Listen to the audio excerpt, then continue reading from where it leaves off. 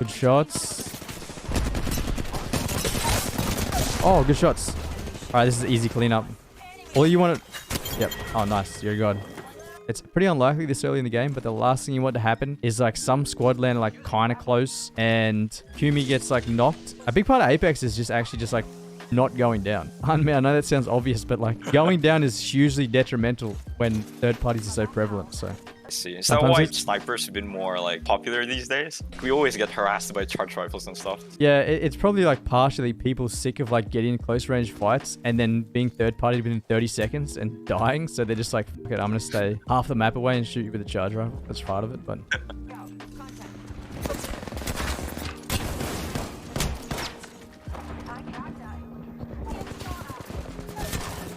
2v1 now. You might want to take your time here so you don't go down.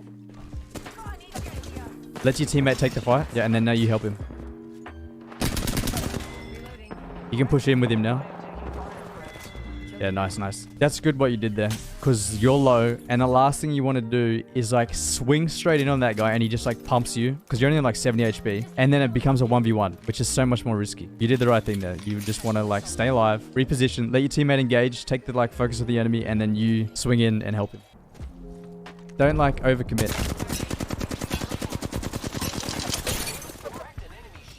He's up.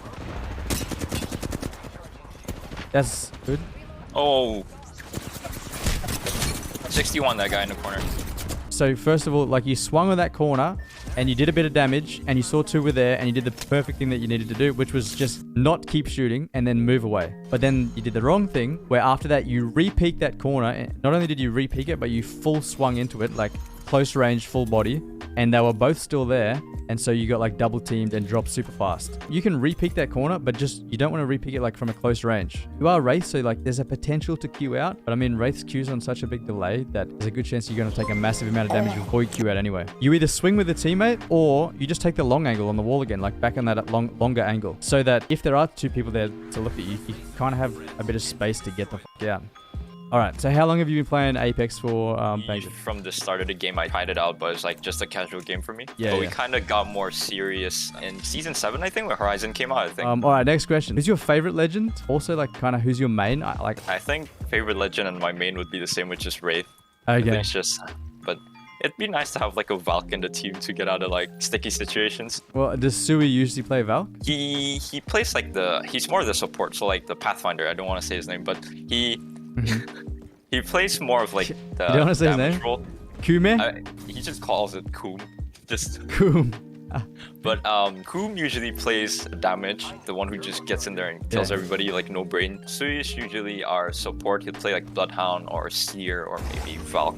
They just follow me around. I wouldn't call it IGL because I don't really think, but like I kind of make some of the calls, I'd say. When people think of IGLing or whatever, it's not a role where you're applying vigorous critical analysis. Like, you're not doing that. You might do it a little bit, but you're mostly just using feel and game sense. So like as IGL, it's hopefully the person with the best game sense. So you have a feel for when to rotate. But anyway, what's your favorite type of cheese? Cheese? Yeah.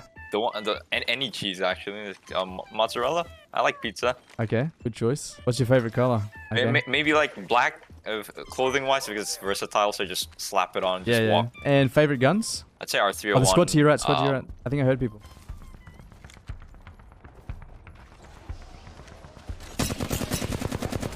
Saved your life. Did they dip? They must have. They're going through the ring. They had to have gone through the ring. They're out. Yeah. Oh, favorite guns. Mastiff, R301. R9 might be good. I think like a lot of these like meta guns in the past kind of ruled over in comp. So like you kind of have to learn to use it. Yep. So I'm more comfy to use like the R9 or the PK, Mastiff, R301. I can't use Devotion. I can't use Prowler. Eva I can use a bit, but like kind of miss with it a lot. The Eva kind of requires like a different aiming style. At least like the way I did it. Like I would aim differently with the Eva compared to like if I was using the PK or the Mastiff.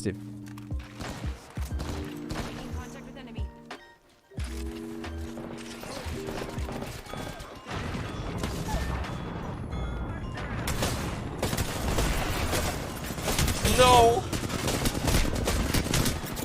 So yeah, I think Kume got knocked kind of early, and then you went in a little too overzealous. I mean, for most of the push, it was a 1v1, but then I think you got shot in the back a little bit. But one thing about close range fights in Apex, not to brag, but like I have like plenty of rank 1 Kovac scores for close range tracking. But when you get super close to people in Apex, there's so much visual noise and clutter. It's really hard to just track someone with your eyeballs, let alone like with your gun. I think that's part of the reason why controller has such a large advantage in close range. Not only because it instantaneously like switches directions when you track someone, but it mitigates challenges or like the problems that occur when there's so much visual clutter, and it does those little micromanagement, micro adjustments for you. I was gonna say, when you're fighting that guy in close range, it's really hard to be like scoped in, even with a 1x scope. You've got a big ass gun model on your screen. The muzzle flare, the enemy lights up like flashing bright red when you're shooting them. Shield also. You get like flashbanged when you shoot someone. Yeah. So it's not so much about like being super precise, because there's all those like things that make close range tracking way more difficult in Apex. It's more about like matching strafes and small, smooth adjustments.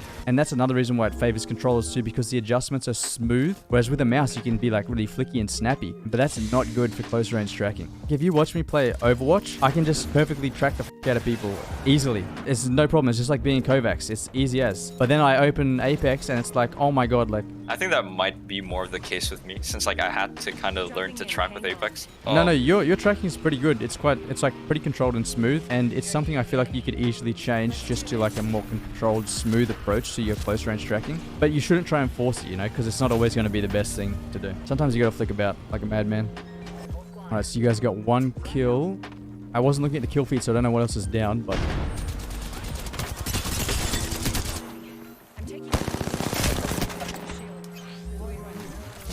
Good damage there. Yep, time to get out. And you guys just want to slow it down. I don't know exactly what's left here, other than there's a 2-man and maybe an additional 3-man. I don't know. Do you have the info? Like, is it a duo that's left, or is it a 3-man? If it's a duo, like, take the fight, but play, like, don't run in and die. Like play it slow and smart. They're going for the banner. Yeah, you guys definitely take the fight here. It's a 3v2. Take the fight, get the advantage, and then once you have the advantage, you guys push. Like, there's 3 people here. Yeah, I think it is. How'd they res? What? I'm so confused. Don't die, chill. Okay, wait. Your teammate's got 2 knocks. It's a 1v1. Can't let them res. Can't let them res. Oh, crap. I assume they've got the double res, so it probably would be 3v2, and they've got the high ground. Yeah. And now they're just going to prevent you guys from getting the banner. If it's just the one team, you definitely fight it because it's a 3v2. You just wait till you get the advantage, and then you push on it, which shouldn't take long because you've got a man up on them. Or, you know, it's 2 squads, and then at that point, you've got the thirst already. There's no need to, like, force the fight, because then you're just going to get third party. So you either sit passive and wait for them to fight, or you just leave.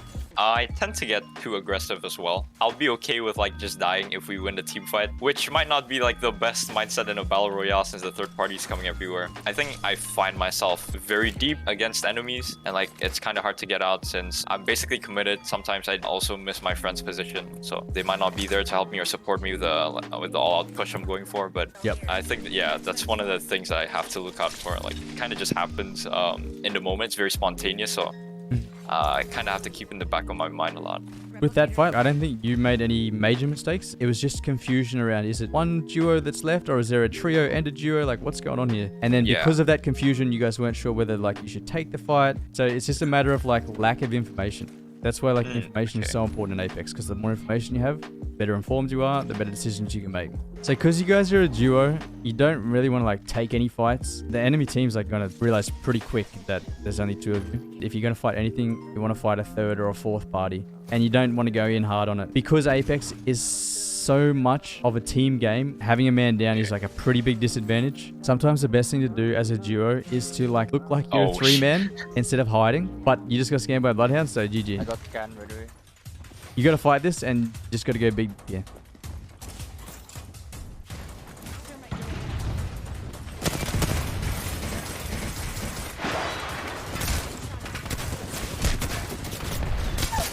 No.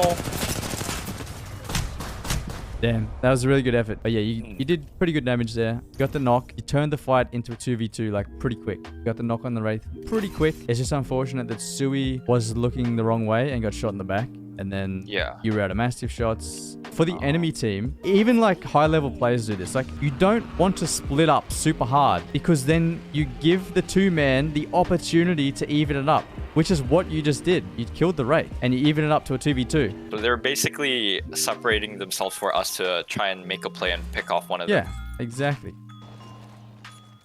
What are they? Who are they? That's a total different squad, right? I mean, if that's part of that team, then that's an isolated player. But I feel like it must be two teams. If this is a solo isolated player, you should be jumping on him like ASAP. Can we back up? Back up, back up, back up. Alright, good knock. Okay, it's definitely two squads. It's a whole team, yeah. Yeah, definitely two Full team, squads. full team. So all you want to do now is play really slow and just play for the thirst. You don't want to put yourself in any danger to get Play the slow, play thirst. slow. If Don't fight. If you can't get it, that's totally fine. But you don't want to die for it. And now you want to dip. Your teammate's taking too much damage. They got two wide armors, and you're going to get third party. It's time to back up hard and just leave the fight.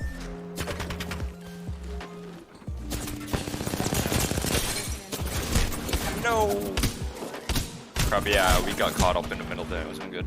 And like I said, you guys want to play for the thirst, but you don't need it, and you don't want to overcommit to it. It's not worth getting the thirst to go back to the lobby. Then you just play passive. Just hang around and see if that other team comes over to engage while like maintaining your health and looking for the thirst. A lot of the time, like a kind of good rule of thumb is you get a knock and then you just slow it down after that. There's no need to like turbo int onto them, just as a general rule. Yeah. Since we have the upper hand. Yeah, you've got the upper hand. So then you just play the advantage. So you like wait for one of them to peek to try and even it up, and then you're both ready. Whereas if one of you, like if you guys like charge because you got a knock, you run straight into their hands and they re-knock, like they even picks up, get the trade, whatever.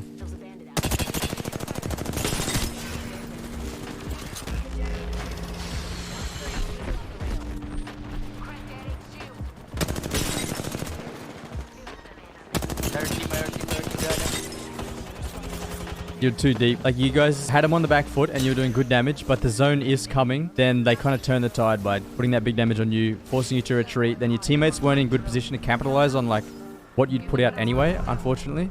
Probably because they were a bit hesitant to, like, take the fight. Like, and rightly so, because the ring was coming. Plus, there's a high potential for being third party. So, they're kind of thinking along the right lines there.